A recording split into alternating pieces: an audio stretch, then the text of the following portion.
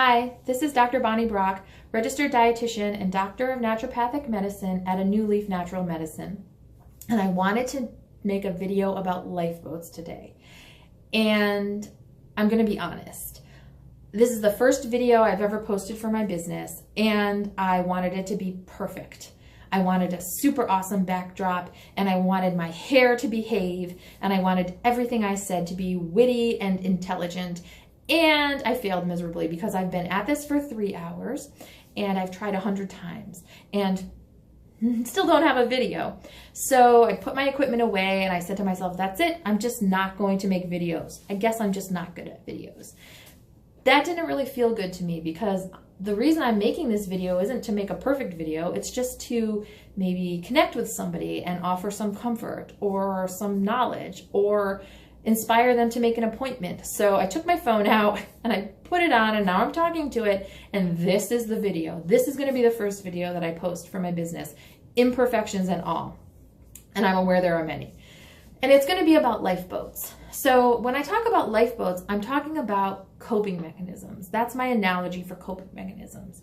And when somebody feels their life is spinning out of control, when somebody is overwhelmed by anxiety or depression or indecision or insecurity, they can feel like they're drowning. And when you're drowning, it's human nature to seek comfort and security in a lifeboat. And in this day and age, there are lots of things that can serve as a lifeboat for someone. There's eating disorder or binge eating, smoking, addiction to alcohol, addiction to drugs, addiction to social media, addiction to pornography, sex, or gambling, or even shopping. There are just a number of things that people use to grasp onto security when they are feeling like their life is anything but secure. And sometimes people jump in one lifeboat and they literally sit in that lifeboat their entire lives. And sometimes people swap throughout their lives. And sometimes people have their feet in multiple lifeboats. And either way, it's just something that people use to feel better, to mitigate pain in their life. And it can initially feel, when you get yourself out of the water and into the lifeboat, I mean, you can feel like you've been saved. You can feel so much better.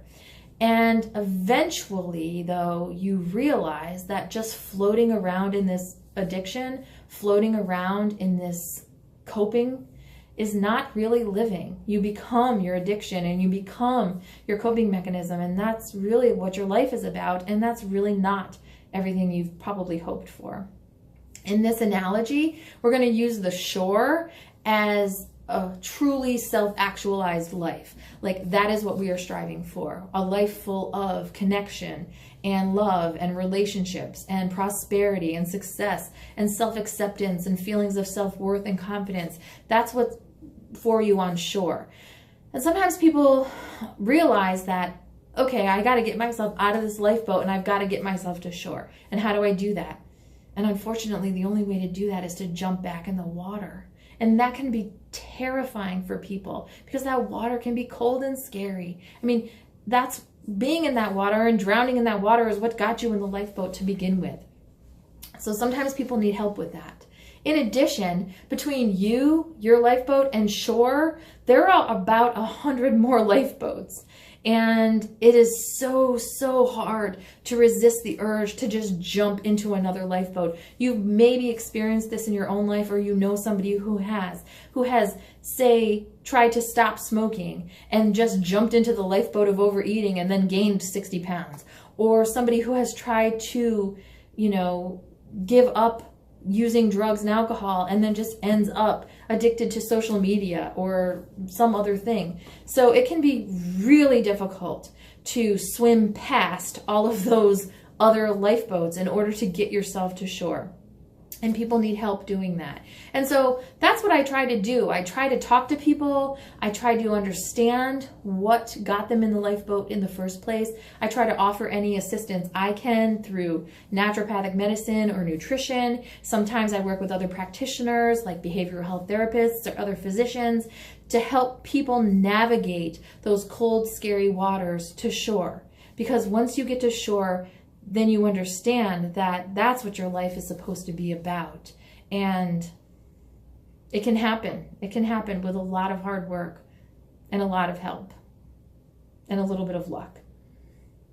And that's what I hope people can find when they come to see me. So be awesome.